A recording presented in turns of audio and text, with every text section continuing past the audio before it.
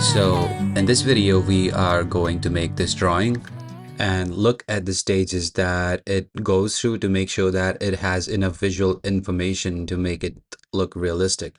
And before you even touch the paper, it's very important that you understand your reference, that you critically think about the subject that you're drawing.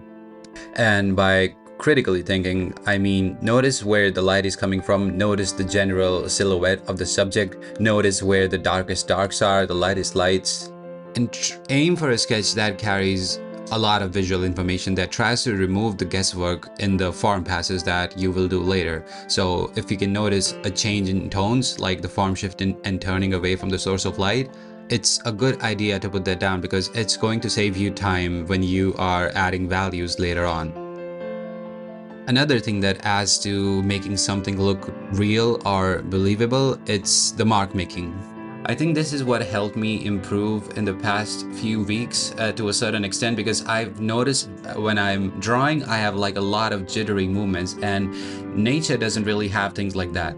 Like it all kind of seems to flow and it's continuous, and it's kind of ironic because lines don't really add to the realism of a drawing. Like in real life, you don't really see lines, you just see values and colors, but if they are done tastefully, then the final rendered piece looks so much more energetic and it kind of moves. Like you can see there is so much character in these drawings, and it would probably not even look as good if it was like softened up. So yeah, get better at making marks and representing the silhouette of the subject in the least amount of strokes. Another thing that helped me improve more is learning more about edges and controlling how hard and soft they are throughout the piece. So this is the final drawing and what makes it look realistic. And I mean like the technicalities of it. Ask yourself, what is it about something that makes it look real? Like if you see the subject and separate it from the dark background, you can see that the edges are clear and there is no bleeding on the silhouette. Especially if you see on the wings, it's a clear-cut separation and those are hard edges. If you zoom in on the head, you can see the head is also separated from the wing and the value separation is clear. And the soft edges on the body, they are more subtle. And edges can be manipulated depending on what workflow you're using. So if you're using charcoal, and mind you, you don't really use pressure. I keep saying that in my videos because it damages the paper, but it also kind of takes away like the power that you can have later on to manipulate and turn, like let's say, a soft edge into a hard edge, or taking away graphite or adding more layers of charcoal or graphite on top of it. And in that way, I would say that graphite and charcoal, like pencil on paper, it's such a forgiving medium. Also, it gives you the liberty of walking away from your work. So if you get bored of a drawing, you can just like put it away and you can revisit it and work on it even like months later. And that's not a thing that happens with even oil painting. And the only thing that it requires is that you are giving it time and that you're patient with the paper at least. And looking at these drawing videos, to be honest, it makes it seem like the process, it's so fluid, like it's so simple. But I assure you, it's something that anyone can do if they're willing to sit down long enough. If you saw the whole video, like it was a 2-hour long video, and I was making so many mistakes and I was constantly adjusting things again and again and again. And yeah, it's just like an exhausting process because, like, again, you cannot see 2 things at a time. You have to kind of memorize what you saw in the reference and then make sure that you are doing the best that you possibly can to represent the value in that shape.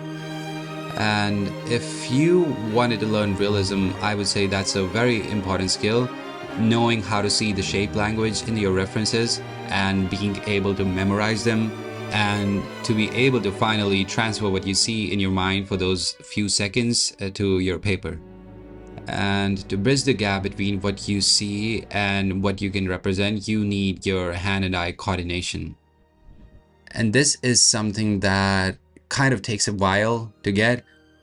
And it's something that can be developed by drawing simple things. Even when I'm drawing, I try to use my pinky as an anchor point, and I just have a goal in my mind that, okay, the marks that I will make, they don't need to go over like, okay, a centimeter. And in the long run, it also saves you a lot of time, because if you learn to see the values and you also know how to represent them in the fastest way possible, then you can get to the first blocking stage so much faster. And again, I would like to mention, like, the video looks fluid, but there were a lot of adjustments to this. And again, even if you have to operate on just values and you ignore the hue and saturation, there are a lot of things that can change. And it's really a process of trial and error. Like, okay, I need to compare what I put down to versus what it is in the reference.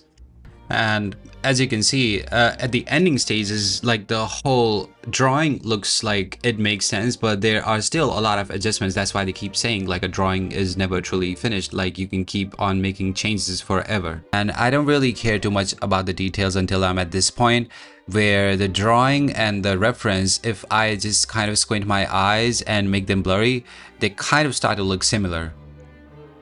And this is the true essence of realism. That's why you see painters squint their eyes, try to see the average value or the local color of things. And if you go back to the photos, the side-by-side comparison, you can see there are a lot of differences. I've missed a lot of details, and the values somewhere are a little lighter. But do we care about it? Well, personally, yeah. But the brain, it registers information in a different way. And that's why if you have an area of high contrast, your eye just automatically adjusts the focus to that part, and your brain kind of fills up the rest. And that's kind of why I have also started working on like the value relationships throughout the drawing process. I think it personally makes the drawing kind of looks prettier throughout the stages when you really don't want to continue it. And all these value relationships that work in context to one another, if they are cohesive from the start, then it's easier to build upon it. And yeah, this is the final drawing. I hope you learned something from this video, and I will see you in the next one.